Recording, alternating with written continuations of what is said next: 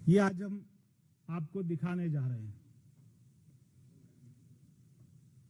केजरीवाल जी ने पहले दिल्ली में शीश महल बनाया, हम सभी जानते हैं। वो शीश महल कब बना? जब दिल्ली में कोविड की वेव थी। दिल्ली की जनता कोविड की दवाई मांग रही थी, दिल्ली की जनता मर रही थी, दम घुट रहा था। उस समय एक भी दिन दिल्ली के शीश महल का काम नहीं रुका, ऐसा केजरीवाल जी के आदेश थे।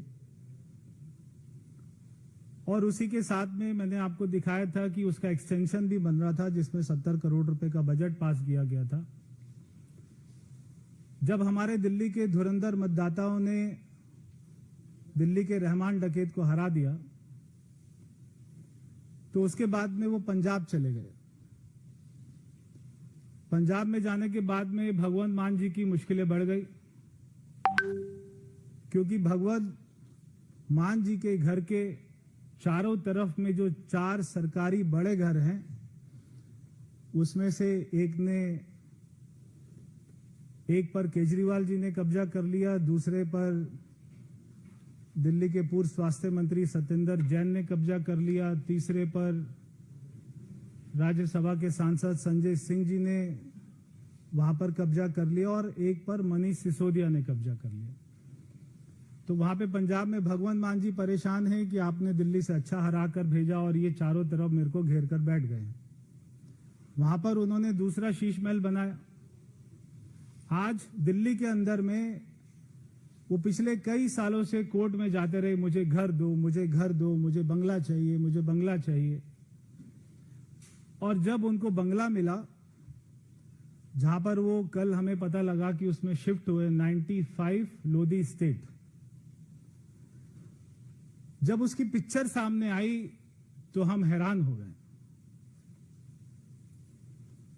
मैं सादगी से रहूंगा कहने वाला आदमी आज आलीशान तरीके से रहता है। अभी हम आपको वो सारी पिक्चर दिखाएंगे जो केजरीवाल जी ने अपने नए घर में किस तरीके से काम किया, वो सारा इसमें आपको दिखाई देगा। मैं सोचता हूं कि बार बार इतनी कसम खाने वाला व्यक्ति, उसको ऐसे घर में नींद कैसे आती होगी। मैं जब गया था शीश महल देखने के लिए, तो मैंने पूरे घर को दिखाया था देश की जनता के सामने। और मैं वहां पर जब मैं देख रहा था तो मैं सोच रहा था कि ऐसे सिल्क के कारपेट पे रहने के बाद, ऐसे करोड़ों रुपए बाथरूम में लगाने के बाद, ऐसे करोड़ों रुपया बेडरूम में लगाने के बाद में वहां पे नींद कैसे आती होगी? क्या आपको अपने आप से घिन नहीं आती? वहां पे सांस कैसे आती होगी? दम नहीं घुटता आपका? आप अपने परिवार के सदस्यों को शक्ल कैसे दिखाते होंगे कि पूरे देश में अपनी ईमानदारी का, सादगी का ढिंडोरा पीटने वाला व्यक्ति, अपनी जेब में 2 रुपए का रिनोल्ड का पेन लगाने वाला आदमी, शर्ट का, पैंट का एक्स्ट्रा लार्ज साइज पहनने वाला आदमी जब अपने घर में जाता होगा और उसके घर वाले देखते होंगे कि अभी अभी तो मेरे पिताजी इतना अच्छा भाषण दे के आए हैं सादगी का, ईमानदारी का, और अभी जब वो घर आते हैं तो एकदम से ऑर्डर करते हैं कि मुझे वियतनाम का मार्बल चाहिए, मुझे ऑटोमेटिक हमारे खुलने वाले कर्टन चाहिए। तो कैसे नींद आती होगी, कैसे सांस आती होगी? ये बहुत बड़ा सवाल है। तो मैं आपको वो पिक्चर्स, सबसे पहले जो देश की जनता ने अभी तक नहीं देखी है पिक्चर, आज आप सभी मीडिया के भाइयों के साथ से, सहयोग से देश की जनता को वो पिक्चर हम दिखाने जा रहे हैं।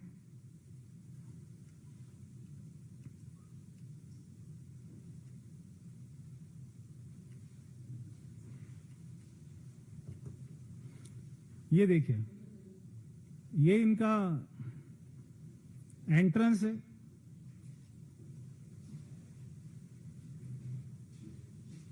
ये मैं आपको बता दूं कि सरकारी घर है, मगर इस घर में जो पैसा लगा है वो सरकारी नहीं। आपको ध्यान होगा जब शीश महल की बात आई थी और दिल्ली की जनता ने जवाब दिया था, तो केजरीवाल जी के पास में एकमात्र अपने बचाव में उनका डिफेंस था, उस एकमात्र डिफेंस को भी आज मैं खत्म कर देता हूं। उनका डिफेंस था कि मैं क्या करता, दिल्ली सरकार के चीफ इंजीनियर ने, पीडब्ल्यूडी डिपार्टमेंट ने ये पैसा लगा दिया। मेरे को तो पता ही नहीं लगा ये पैसा कब लगा शीश महल में। ये तो इंजीनियर ने लगा दिया। अगर वहां पे करोड़ों का मार्बल लगा तो इंजीनियर ने लगा दिया। मुझे तो पता ही नहीं लगा कि इस घर में इतना पैसा लग रहा है।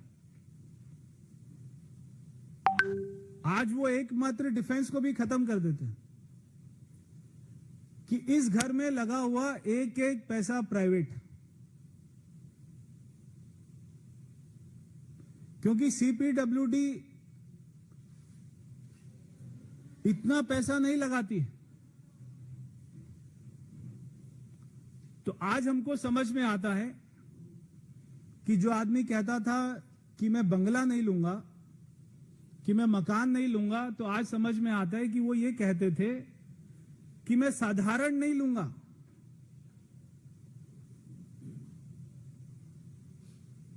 महल ले लूंगा, मगर साधारण घर नहीं लूंगा, मैं तो महल लूंगा। ये आज देखकर समझ आता है।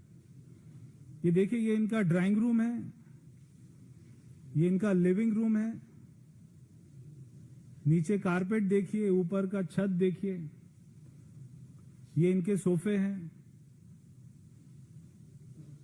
सोफा ऑप्शन 1, सोफा ऑप्शन 2, ये इनकी टेबल्स हैं। ये घर देखकर ऐसा, दिल्ली के ल्यूटन जो भी सरकारी घर हैं उनमें से शायद एक भी घर ऐसा नहीं होगा, शायद डीएमके, टीएमसी, कांग्रेस के भी नेताओं का, मंत्रियों का जो रहे हैं उनका भी घर ऐसा नहीं होगा।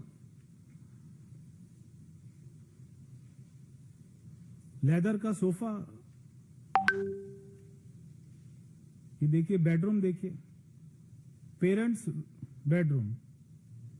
अब मुझे समझ नहीं आता कि उनके माँ बाप इतने बुजुर्ग हैं, चारपाई पे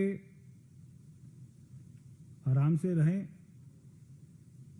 ये देखिए, दूसरा बेडरूम, ये इनकी गैलरी है।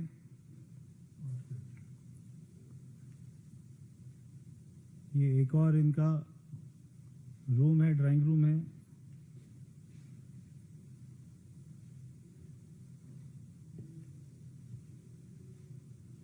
ये घर देख के लगता है आपको कि किसी साधारण आदमी का घर होगा ये? ये है केजरीवाल जी का बेडरूम। ये ऐसा लग रहा है कि गोवा के किसी 7 स्टार होटल का स्वीट है।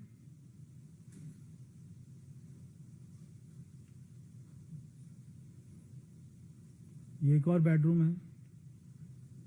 टोटल 5 बेडरूम इसमें बताए जाते हैं।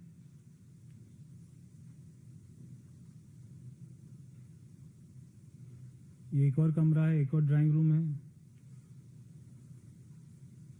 लेदर का सोफा है।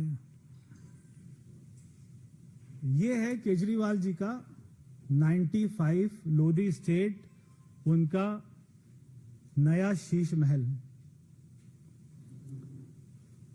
पहले केजरीवाल जी कहते थे मैं घर नहीं लूंगा, उसके बाद में शीश महल बनाया। शीश महल में वहां पर महात्मा गांधी जी का फोटो लगा है, वहां पे शहीद भगत सिंह जी का फोटो लगा है, और वो चारपाई के ऊपर में बैठे हैं शहीद भगत सिंह जी। वहां पे बाबा साहब अम्बेडकर जी का फोटो लगा है, वो साधारण सी कुर्सी पर बैठे। और वो भी ये सोचते होंगे, अन्ना हजारे जी भी, महात्मा गांधी जी की आत्मा भी, शहीद भगत सिंह जी की रूह भी, अगर वो कहीं पे देखती होंगी तो वो भी ये सोचती होंगी कि कितना बेशरम व्यक्ति है कि हमारी फोटो का उपयोग करके वो अपने घर को ऐसा बनाता है। तो जब केजरीवाल जी चुनाव हारे तो दिल्ली की जनता के सामने एक बहुत बड़ा सवाल आया कि केजरीवाल जी है कहां पर। केजरीवाल जी गायब हो गए। तब आज हमें समझ आया कि वो गायब नहीं थे, वो अपना शीश महल बना रहे थे, क्योंकि उनको पता था कि शीश महल में अब वो रह नहीं पाएंगे, अब उनको नया शीश महल बनाना था। तो जब जैसे दिल्ली में कोविड आया था, दिल्ली की जनता उनको ढूंढ रही थी और वो हमको कहीं पे दिखाई नहीं दे रहे थे। ऐसे ही जब दिल्ली में लोग पानी मांगते थे, बिजली मांगते थे, सड़कें मांगते थे, तो केजरीवाल जी अपना शीश महल बनाने में व्यस्त थे और हारने के बाद अपना दूसरा शीश महल बनाने में वो व्यस्त थे।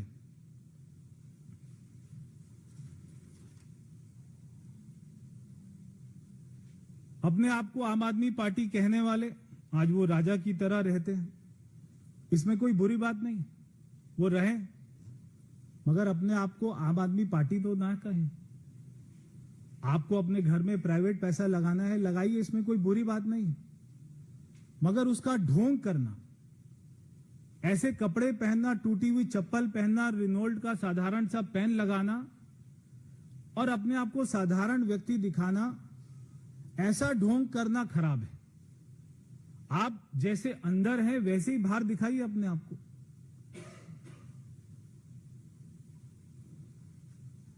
ये जो आपको पिक्चर्स दिखाई दी, ये केजरीवाल के भ्रष्टाचार और घोटालों का सीधा साधा वो सबूत है, सीधा सीधा सबूत है। क्योंकि ऐसी पिक्चर्स, ये कोई सीएम की सैलरी से बना हुआ घर नहीं। सीएम की सैलरी जो मिलती है उससे दिल्ली में फ्लैट को किराए पर लेना भी आसान नहीं।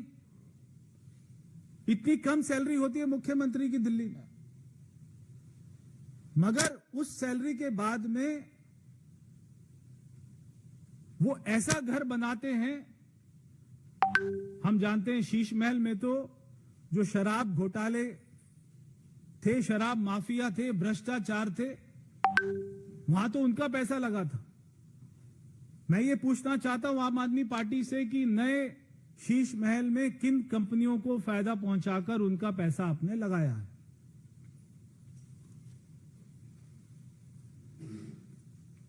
हमें लगता था कि केजरीवाल जी शीश महल में रहते हैं, मगर आज समझ में आया कि शीश महल केजरीवाल के अंदर रहता है, जो बाहर नहीं निकल पा रहा है, जो उनको ख्यालों से, मन से, दिल से, दिमाग से शीश महल केजरीवाल के अंदर से बाहर नहीं आ पा रहा है। और वो इतनी तरीके से उनको घेर कर बैठ गया है कि आज उनको देश की जनता का, दिल्ली की जनता का और पंजाब की जनता का दुख नहीं दिखाई देता।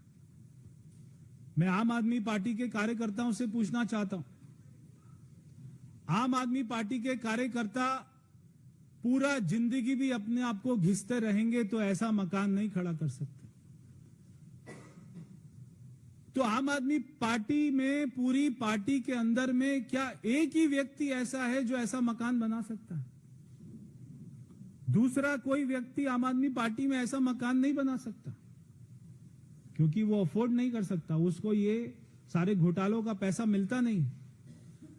क्यों आम आदमी पार्टी में एक ही कार्यकर्ता है, एक ही नेता है, एक ही मंत्री था, मुख्यमंत्री था, जो ऐसे घर बना सकता है? दूसरा कोई व्यक्ति, मैं आम आदमी पार्टी के कार्यकर्ताओं से पूछना चाहता हूं कि आप में से बहुत सारे लोग ईमानदारी से काम कर रहे होंगे, बिना पैसे लिए काम कर रहे होंगे। यही कारण था कि कल उनके ईमानदार नेताओं ने पार्टी छोड़ी। जब उन्होंने बार बार केजरीवाल जी का भ्रष्टाचार देखा तो उनका, उनकी पार्टी में दम घुटने लगा और आखिरकार एक दिन जो आना था, उन्होंने इस पार्टी को छोड़ा। और मैं हमेशा से कहता था, जिस उनके कार्यकर्ता में स्वाभिमान होगा, जो कार्यकर्ता उनका खुद गर्ज होगा, जिसमें ईमानदारी बची होगी, वो कभी भी केजरीवाल की आम आदमी पार्टी में नहीं रह सकता, केजरीवाल के साथ में काम नहीं कर सकता।